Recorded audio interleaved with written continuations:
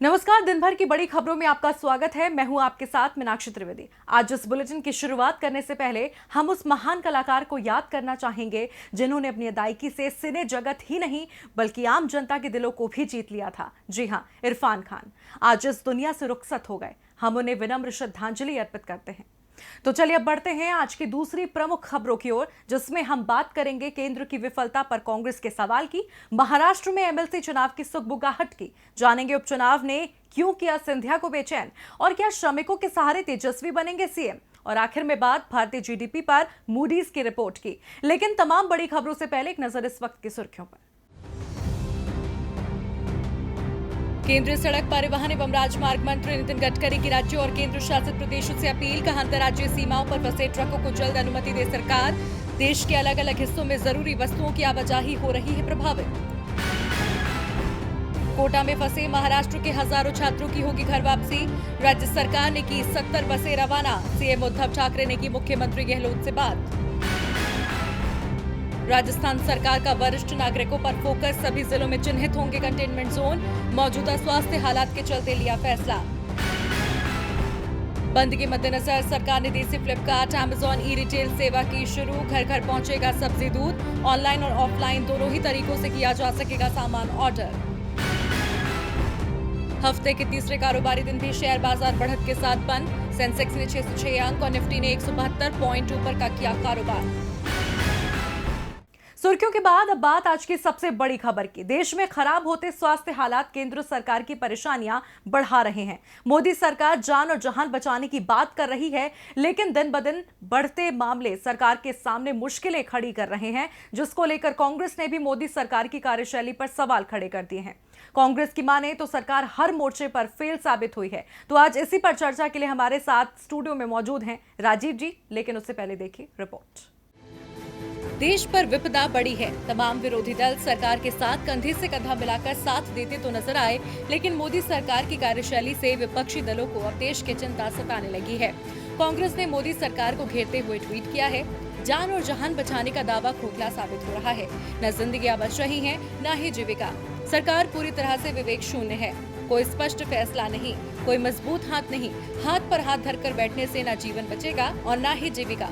दरअसल पूर्णबंदी की घोषणा के बाद से देश में आर्थिक गतिविधियां बंद हैं, जिसका असर लोगों की आजीविका पर भी पड़ा है।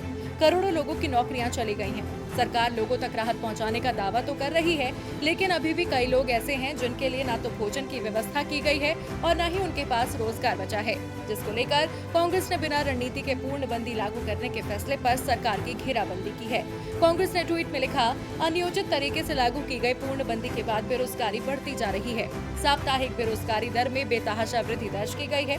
भाजपा सरकार की विफल नीतियों के कारण हर रोज हजारों लोग बेरोजगारों की लिस्ट में शामिल हो रहे हैं। कई लोगों की जिंदगी बिना भोजन के चली गई है। दरअसल इस वक्त पूरे देश की नजरें मोदी सरकार की रणनीति पर टिकी हैं। 40 दिनों की पूर्णबंदी के बाद मोदी सरकार को रणनीति बनाने के लिए काफी समय मिल गया था, लेकिन इसके बावजूद मौजूदा आर्थिक हालात सरकार की विफलता को दर्शा रहे हैं, जिस पर विपक्ष भी केंद्र को घेरने से नहीं चूक रहा। अब रुख करते हैं राजीव जी का। राजीव जी, आपका बहुत बहुत स्वागत है। धन्यवाद मीनाक्षी। राजीव जी, मौजूदा हालात के मद्देनजर अब तीसरे लॉकडाउन की सुगबुगाहट तेज होती जा रही है, लेकिन यहाँ सवाल ये है कि क्या इस बीच सरकार मजदूरों को लेकर कोई नीति तैयार कर रही है, क्योंकि लॉकडाउन में सबसे ज्यादा परेशान मजदूर वर्ग ही है। जी मीनाक्षी, जिस प्रकार देश में मरीजों की संख्या में इजाफा हो रहा है, उससे तो यही लगता है कि हमें तीसरे फेज के लॉकडाउन के लिए तैयार रहना चाहिए। लेकिन पिछले 40 दिनों के लॉकडाउन ने आम जनता और खासकर प्रवासी मजदूरों की जिस तरह से कमर तोड़ कर रख दी है, उससे निजात पाने के लिए और निजात दिलाने के लिए भी सरकार को अब तक पूरी तैयारी कर लेनी चाहिए थी। उद्योग धंधे तो चौपट हो ही गए हैं, साथ ही बेरोजगारी भी, जो बेरोजगारों की संख्या है उसमें भी जबरदस्त बढ़ोतरी हुई है, इजाफा हुआ है, गरीबी बढ़ रही है। ऐसे में अभी तक किसी विशेष नीति या पैकेज की कोई खबर सामने नहीं आई है, और खासकर प्रवासी मजदूरों को लेकर। हाँ, इतना जरूर है कि आज ही होम मिनिस्ट्री ने एक एडवाइजरी जारी कर राज्यों को कहा है कि लॉकडाउन में फंसे प्रवासी मजदूर, छात्र, तीर्थयात्री और पर्यटक अब अपने राज्य जा सकेंगे। हालांकि इसके लिए राज्य की सहमति की जरूरत होगी। गृह मंत्रालय की तरफ से जारी दिशा निर्देश के अनुसार दूसरे राज्यों में जाने की इजाजत सिर्फ बसों के माध्यम से ही होगी और घर पहुंचने के बाद उन्हें क्वारंटीन में रहना होगा। गृह मंत्रालय की तरफ से जारी दिशा निर्देश आदेश में यह भी कहा गया है कि सभी राज्यों को फंसे हुए लोगों को भेजने या अपने यहां बुलाने के लिए नोडल प्राधिकारी नियुक्त करने होंगे और मानक प्रोटोकॉल तैयार करना होगा। नोडल अधिकारी जो हैं वो अपने राज्यों में फंसे लोगों को पंजीकृत करेंगे, यानी कि रजिस्टर करेंगे, और अगर फंसे हुए लोगों का समूह या ग्रुप एक राज्य से दूसरे राज्य में जाना चाहता है तो राज्य एक दूसरे से बातचीत करके सड़क मार्ग से आवाजाही पर सहमति दे सकते हैं। आपको याद होगा मीनाक्षी कि बिहार, झारखंड, महाराष्ट्र जैसे कुछ राज्य जो हैं वो अपने लोगों को वापस बुलाने के लिए केंद्र से बात उन लोगों ने की थी। तो ये एक अच्छी खबर उन लोगों के लिए है जो अलग अलग राज्यों में फंसे हुए हैं, लेकिन अगर वो अपने अपने घर पहुंच भी जाते हैं तब भी उनके जीवन यापन की सुविधाओं पर सरकार को सोचना होगा। राहत पैकेज की घोषणा और अंतिम आदमी तक उसका लाभ पहुंचाना होगा। तो अब देखते हैं मीनाक्षी कि मोदी सरकार किस तरह की रणनीति आगे अपनाती है। बहुत बहुत धन्यवाद राजीव जी आपका तमाम जानकारियों के लिए। अब बढ़ते हैं अपनी अगली खबर की ओर। भारतीय रिजर्व बैंक ने विलफुल डिफॉल्टर्स की कर्ज माफी की जानकारी आरटीआई में क्या दी? मोदी सरकार विपक्ष के शब्द बाणों से चौतरफा घिर गई। कांग्रेस ने कल सरकार के सामने मुद्दा उठाया तो वित्त मंत्री ने कांग्रेस को जवाब देकर पल्ला झाड़ लिया, लेकिन अब कांग्रेस ने फिर से केंद्र से ऐसे तीखे सवाल पूछे हैं जिससे मोदी सरकार का बिफरना तय है। देश के पूंजीपतियों की मदद करने का ठीकरा तो कई बार विपक्षी दल केंद्र सरकार पर फोड़ चुका है, लेकिन जब से एक आरटीआई के जवाब में भारतीय रिजर्व बैंक ने बताया कि टॉप 50 डिफॉल्टर्स का 68,000 करोड़ से ज्यादा का कर्ज माफ किया गया है, तब से कांग्रेस फ्रंट फुट पर आकर खेल रही है। वहीं कांग्रेस के आरोपों पर केंद्रीय वित्त मंत्री निर्मला सीतारमण ने एक के बाद एक कई ट्वीट कर जवाब भी दिए थे, लेकिन अब कांग्रेस प्रवक्ता रणदीप सिंह सुरजेवाला ने केंद्रीय वित्त मंत्री की सफाई पर जवाबी सवाल किए हैं।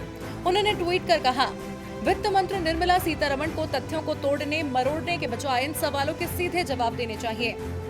मोदी सरकार ने 2014-15 और 2019-20 के बीच डिफॉल्टर का 6,66,000 करोड़ रुपए का बैंक कर्ज क्यों राइट ऑफ किया? क्या 95 डिफॉल्टर्स का 68,607 करोड़ रुपए का कर्ज माफ करने का आरबीआई का आरटीआई जवाब सही है?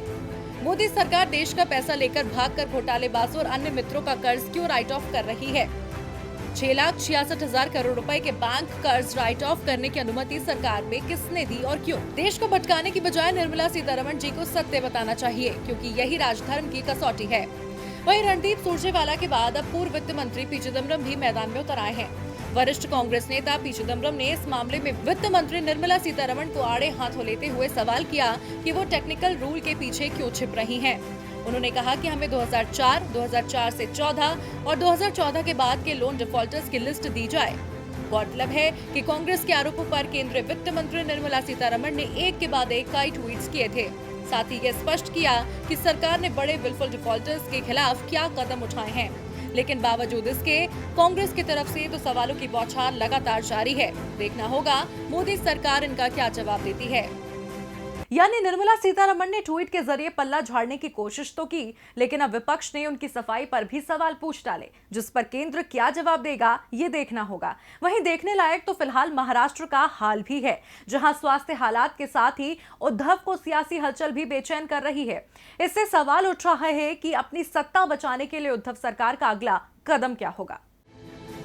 देश में स्वास्थ्य हालात के मद्देनजर पूर्णबंदी लागू है, जिससे सियासी गतिविधियां भी रुक गई हैं और महाराष्ट्र में सीएम उद्धव ठाकरे की कुर्सी पर काले बादल मंडराने लगे हैं। मुख्यमंत्री उद्धव ठाकरे को एमएलसी नामित करने के लिए महाराष्ट्र सरकार ने कैबिनेट से 2 बार प्रस्ताव पास कर भेजा है, लेकिन राज्यपाल भगत सिंह कोश्यारी ने अभी तक इस पर कोई फैसला नहीं लिया है। इस मामले में राज्यपाल भगत सिंह कोश्यारी की तरफ से मंजूरी मिलने में हो रही देरी शिवसेना के नेताओं के गले नहीं उतर रही।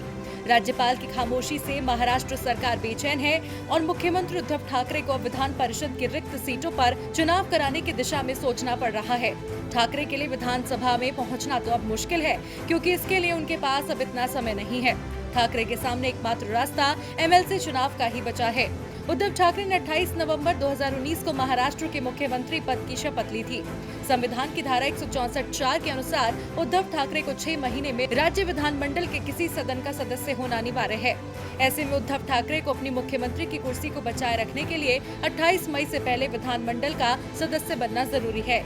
मुख्यमंत्री पद बरकरार रखने के लिए उद्धव ठाकरे के सामने विधानसभा और विधान परिषद की रिक्त सीट पर चुनाव कराने का उपाय ही दिख रहा है। विधानसभा के लिए किसी एक विधायक को अपना पद छोड़ना होगा। इसके बाद फिर चुनाव आयोग पद छोड़ने की तारीख से 45 दिन के अंदर उपचुनाव की घोषणा करेगा। लेकिन उद्धव को तो इससे पहले ही किसी सदन का सदस्य बनना जरूरी है। ऐसे में दूसरा रास्ता पहले से रिक्त पड़ी विधान परिषद सीटों के चुनाव का है, जिसके लिए चुनाव आयोग को सिर्फ 15 दिन पहले अधिसूचना जारी करनी होगी। हालांकि स्वास्थ्य परेशानी के कारण की वजह से केंद्रीय चुनाव आयोग ने महाराष्ट्र की रिक्त होने वाली 9 विधान परिषद सीटों के चुनाव को अनिश्चित समय के लिए आगे बढ़ा दिया था। इसके बाद महाराष्ट्र सरकार ने उद्धव ठाकरे को राज्यपाल द्वारा नामित सीट के लिए प्रस्ताव भेजा था, जो फिलहाल राज्यपाल भगत सिंह कोश्यारी के पास लंबित है।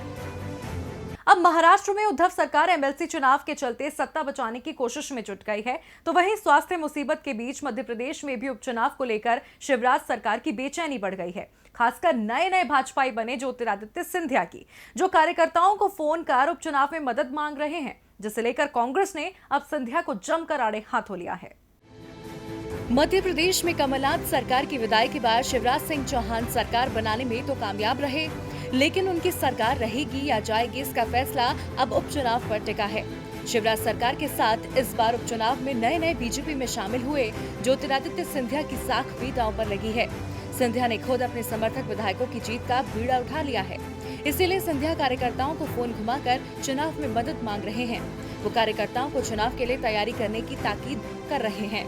दरअसल सिंधिया ने सांवेर के कार्यकर्ता सुधीर को फोन लगाकर उपचुनाव के लिए तैयार रहने को कहा है। बता दें कि इंदौर जिले की सांवेर सीट से सिंधिया के चहेते तुलसीराम सिलावट चुनाव जीते थे और अब शिवराज सरकार में मंत्री बने रहने के लिए उनका उपचुनाव जीतना जरूरी है। इधर सिंधिया ने फोन घुमाया तो उधर कांग्रेस ने तेवर तल्ख कर लिए। प्रदेश कांग्रेस अध्यक्ष के मीडिया प्रभारी नरेंद्र सलूजा ने ट्वीट कर कहा, ये मौजूदा मुसीबत से निपटने का समय है, लेकिन सिंधिया लोगों को फोन कर चुनाव जिताने की अपील कर रहे हैं। ऐसे माहौल में राजनीति करना ठीक नहीं है। इससे पता चलता है कि सिंधिया कैसे जनसेवक हैं। अब भले ही कांग्रेस सिंधिया पर तंज कस रही हो, तो वहीं चुनावी तैयारी में कांग्रेस भी पीछे नहीं है। कांग्रेस से चुनावी तैयारी की कमान संभाली है पार्टी के मीडिया सेल प्रभारी और पूर्व मंत्री जीतू पटवारी ने। जिला कांग्रेस कमेटी के जरिए वो भी सांवेर की जनता को मदद पहुंचा रहे हैं। कुल मिलाकर देखा जाए तो उपचुनाव के लिए पार्टियों ने सियासी बिसात बिछानी शुरू कर दी है। बाजी किसके हाथ में जाएगी, ये तो आने वाला वक्त बताएगा।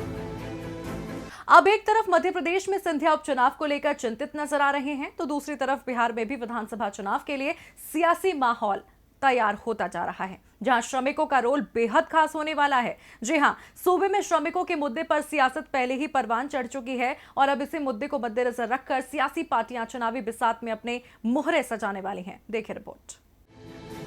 1 मई को पूरी दुनिया श्रमिक दिवस मनाएगी, लेकिन भारत में श्रमिक भूखे प्यासे घर जाने की आस में दूसरे शहरों में एक और दिन काटेंगे और राजनीतिक पार्टियां उपवास रखकर सियासी रोटियां सेकने की कोशिश करेंगी।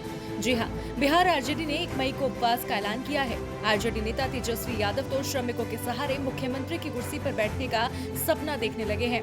आरजेडी कभी रोजगार की कमी के कारण श्रमिकों के पलायन को मुद्दा बनाती है, तो कभी श्रमिकों की घर वापसी कराने के लिए नीतीश सरकार से इजाजत मांगती है। साथ ही तेजस्वी सरकार को घेरने में कोई कोर कसर नहीं छोड़ रहे हैं। चलिए पहले आपको तेजस्वी का ट्वीट दिखाते हैं। आरजेडी द्वारा बिहार सरकार की मजदूरों के प्रति अमानवीय नीतियों, गरीबों के राशन कार्ड और राशन वितरण में हो रही अनियमितता के खिलाफ 1 मई अंतर्राष्ट्रीय मजदूर दिवस पर अपने अपने घरों से सांकेतिक उपवास रखा जाएगा। अगर आप तेजस्वी का ट्विटर अकाउंट देखेंगे तो ऐसे ट्वीट्स भरे पड़े हैं, जिनमें वो श्रमिकों को लेकर सरकार की खिंचाई करते नजर आ रहे हैं। वहीं बिहार बीजेपी की श्रमिकों की जल्द घर वापसी कराने की बात नीतीश कुमार की सिरदर्दी बढ़ा रही है। बिहार बीजेपी जानती है कि मुद्दे से चुनाव में नुकसान हो सकता है, इसलिए इस मसले पर नीतीश का साथ देने से कोई फायदा नहीं होने वाला। तो क्या श्रमिक बस सियासी फायदे तक सीमित रह गए हैं? उम्मीद करेंगे कि पार्टियां सियासी नफा नुकसान के तराजू में श्रमिकों को तोलना बंद करके उनके दुख को कम करने की दिशा में काम करेंगी, ताकि श्रमिकों की परेशानियां दूर की जा सके। और बुलेटिन के आखिर में बात भारतीय जीडीपी पर मूडीज की रिपोर्ट की। मौजूदा स्वास्थ्य हालात के मद्देनजर लगाई गई पूर्णबंदी के कारण आर्थिक गतिविधियां ठप हैं और धीरे धीरे सरकार का खजाना भी खाली हो रहा है, जिसने पहले ही मोदी सरकार की नींद उड़ा दी है। तो वहीं अब रेटिंग एजेंसियों के अनुमान भी सरकार को आने वाली परेशानी के गंभीर होने के संकेत दे रहे हैं। जी हाँ, मूडीज ने 2020 के लिए जीडीपी ग्रोथ का नया अनुमान जारी किया है। रिपोर्ट देखिए। मोदी सरकार ने जब से सत्ता संभाली है तब से ही अर्थव्यवस्था के मुद्दे पर उसे विपक्ष के तल्ख तेवरों का सामना करना पड़ता रहा है। गिरती अर्थव्यवस्था को लेकर विपक्ष पहले ही मोदी सरकार से सवाल पर सवाल कर रहा था। इसी बीच मौजूदा मुसीबत ने तो अर्थव्यवस्था के बंटाधार होने के संकेत दे दिए हैं।